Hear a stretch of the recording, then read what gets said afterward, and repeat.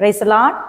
சத்தியத்தை அறிவீர்கள், சத்தியம் உங்களை விடுதலையாக்கும் என்ற இந்த நிகழ்ச்சியில இன்றைக்கு தேவன் நமக்கு கொடுத்த வசனம் என்ன தெரியுமா?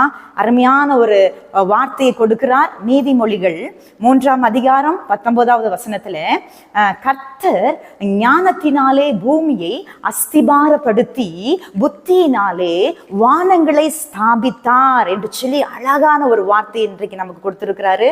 நீங்க நல்லா பாருங்களேன். உங்களுக்கு எல்லாருக்குமே தெரியும், எலான் மஸ்க் தெரியும் இல்லையா? அவர் நிறைய சேட்டலைட்டை லான்ச் பண்ணிட்டு பெரிய ரிச் பர்சன். அவர் கடைசி டார்கெட் என்ன தெரியுமா?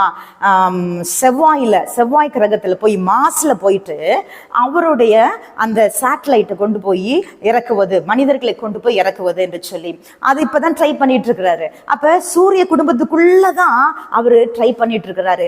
நம்மளுடைய கர்த்தரோ பயங்கர அண்ட சராசரங்கள், வானத்தை போய் யாராலும் தொட முடியாதுங்க. அப்படிப்பட்ட ஞானமுள்ள புத்தி உள்ள தேவன் எல்லாவற்றையும் நிலைநிறுத்தி வச்சிருக்கிறார் இல்லையா? எத்தனை கோள்கள்!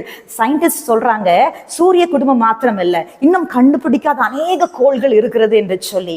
அப்ப நம்ம வாழ்க்கையில கர்த்தர் ஒரு காரியத்தை சொல்கிறார். ஆமோஸ் எழுதின தீர்க்கதரிசன புஸ்தகம் 5ஆம் அதிகாரம் 4ஆம் வசனத்திலே, கர்த்தரை தேடுங்கள் அப்பொழுது பிழைப்பீர்கள் சொல்லி. சரி, கர்த்தரை தேடுகிற பிள்ளைகள் தான் பிழைப்பாங்க அப்படின்னு அழகா தெளிவா இருக்கு இல்லையா? அப்ப நம்ம கர்த்தரை தேடுகிறவர்களுக்கோ ஒரு நன்மையும் குறைவே படாது. ஹல்லேலூயா. பயப்பட வேண்டாம். God bless you.